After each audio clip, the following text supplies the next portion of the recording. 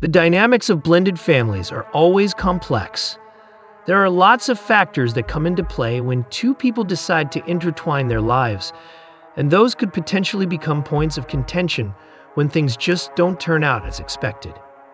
Both children and adults can have a hard time adjusting to the new living arrangements.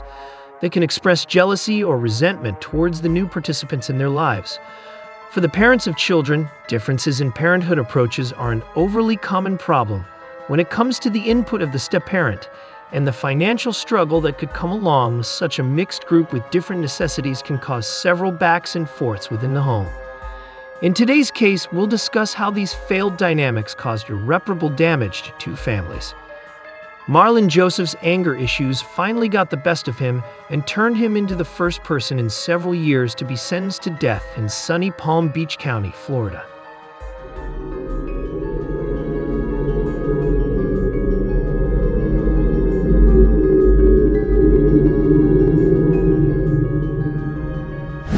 Hey guys, welcome back to Crimeco, your go-to channel for some intriguing and incredible true crime stories.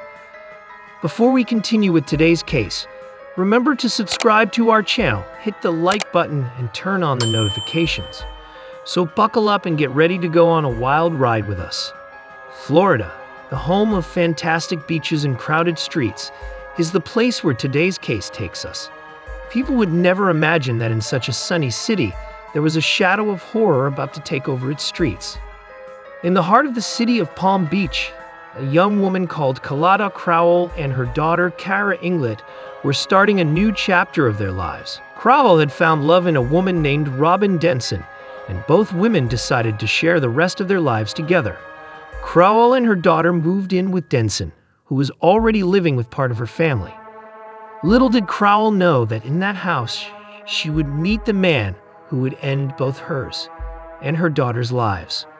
Crowell, who was 36 at the time of the killings, worked as a caseworker at the Jerome Golden Center for Behavioral Health in West Palm Beach. Friends and co-workers remembered her as a kind-hearted person who always tried her best to help her patients.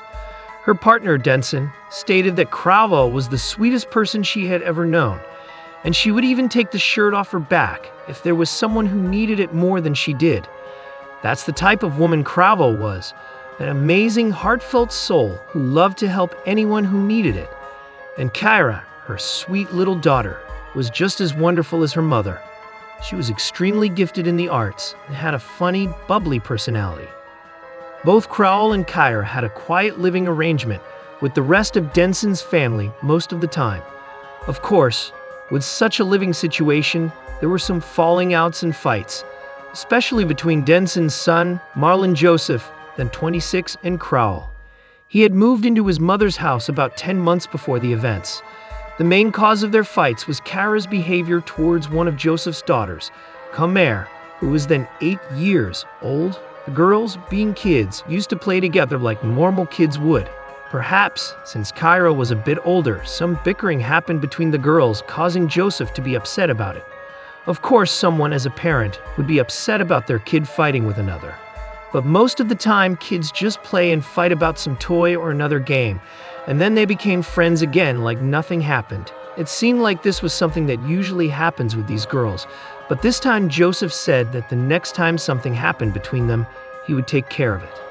However, no one could have predicted the way in which he decided to put an end to the kids' quarrels. Then, on December 28, 2017, everything went terribly wrong. There was yet another incident involving the girls, and Joseph received a text message from his daughter telling him about it. When he got home, he was clearly upset about the situation. He had a discussion with Crowell about her daughter's behavior and said that she was being mean to his daughter, Katerina, for no reason. In the heat of the moment, Joseph took out a gun and shot Crowell multiple times. After that, he went after Kara, who managed to run outside but fell on the sidewalk when several other gunshots reached her. One of Joseph's brothers, Paris, was sitting on the front porch when all this happened. He saw Kira running outside completely scared. Shortly after, he saw that his brother was going after her with a gun in his hand. After his shock, he ran after him and tackled him down, afraid he could get shot too. However, He said that he didn't see him shooting. It all happened so fast that he couldn't understand what was happening. He tried to get the gun from him, but he couldn't. Then Joseph broke loose from his hold and went back in the house, only to come outside again and drive away in Crowell's car. After the initial shock, police and first responders were called to the scene on the 800 block of 3rd Street. Unfortunately, Crowell was pronounced dead on the scene, but Kara, though unresponsive, was still breathing. Sadly, she died a while later at a nearby hospital. Joseph's family was questioned about the shooting, and 2 of his brothers identified him as the shooter. A reward of $5,000 was offered for his arrest, and his family pleaded with the local media to turn himself in. Eventually, the local police department and the U.S. Marshals managed to locate him after a thorough internal investigation. He was seen through some cameras driving Crowell's car and then cashing out money from an ATM.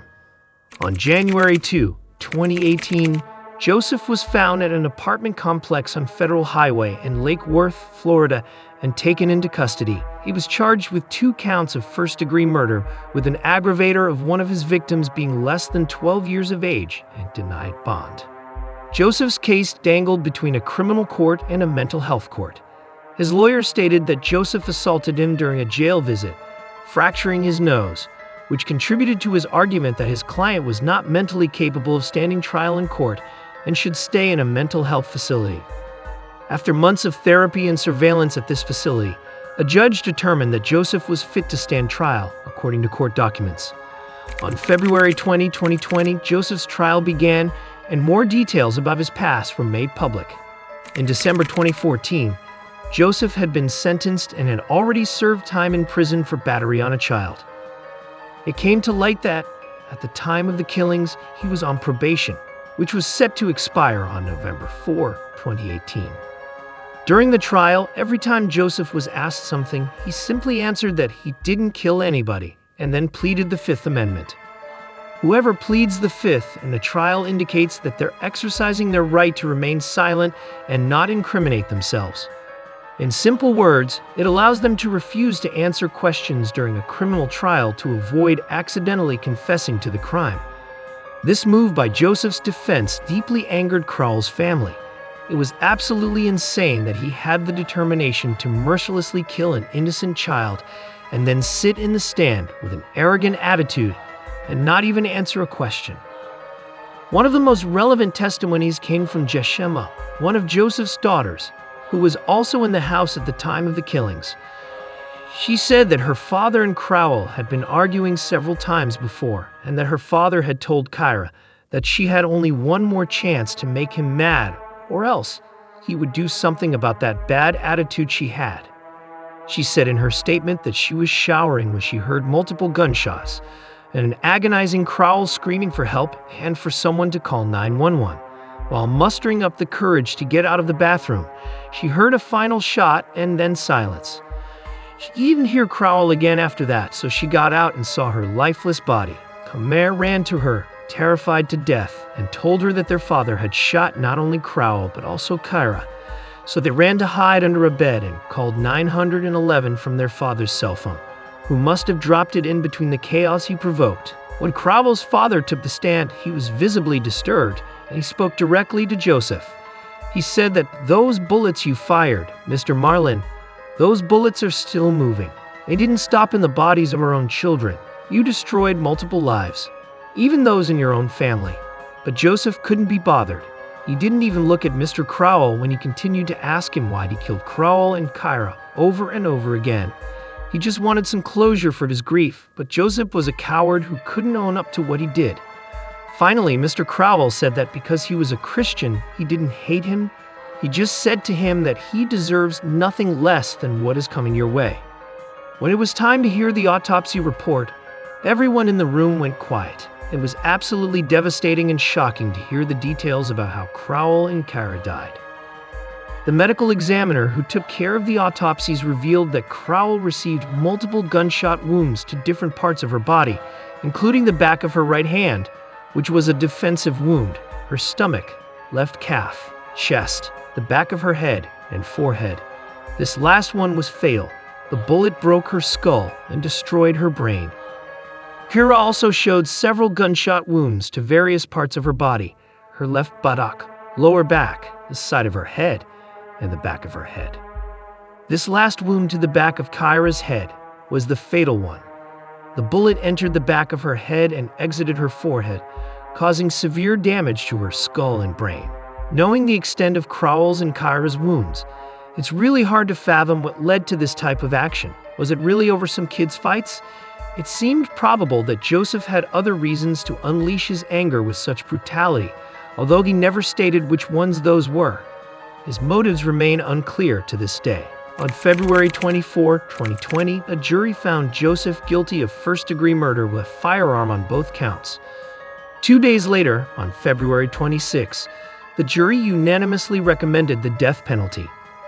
On October 16, a Spencer hearing took place during which the defendant's attorneys presented additional evidence that might call the sentence into question, and a judge could hear what happened from the defendant. This resource is usually used as a last chance to prove the defendant guilty before the death penalty carries on.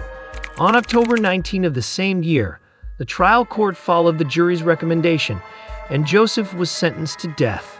A month later, in November, Joseph once again went to court, where his sentence was finite. The judge made a strong statement after sentencing him to die. "Marlon Joseph, you have not only forfeited your right to live among us, but under the law of the state of Florida, you have forfeited your right to live at all." Joseph then became the first person to be sentenced to death in Palm Beach since 2002. He was put into the Union Correctional Institution in Rayford, where he will wait for his execution. Almost a year later, on October 6, 2021, Joseph's lawyer asked for an overturn in his sentence, claiming that the trial had flaws and that the killings didn't meet the criteria of heinous, atrocious, and cruel that a death sentence should have. He basically stated that he knew what happened was bad, that his client didn't deserve such punishment. But on February 11, 2022, the Florida Supreme Court upheld his death sentence and rejected the appeal.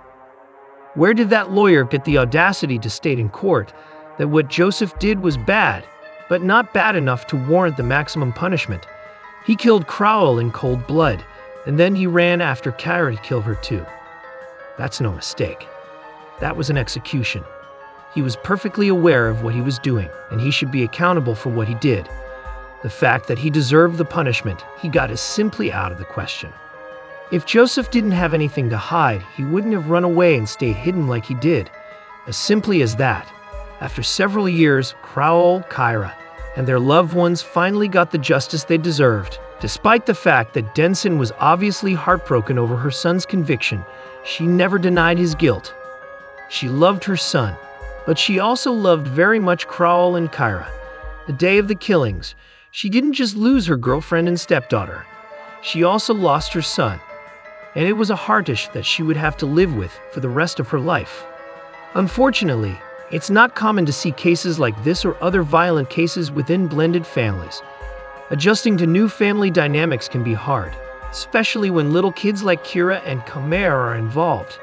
It can take time for everyone to adjust to the new dynamics and establish a sense of harmony and cohesion.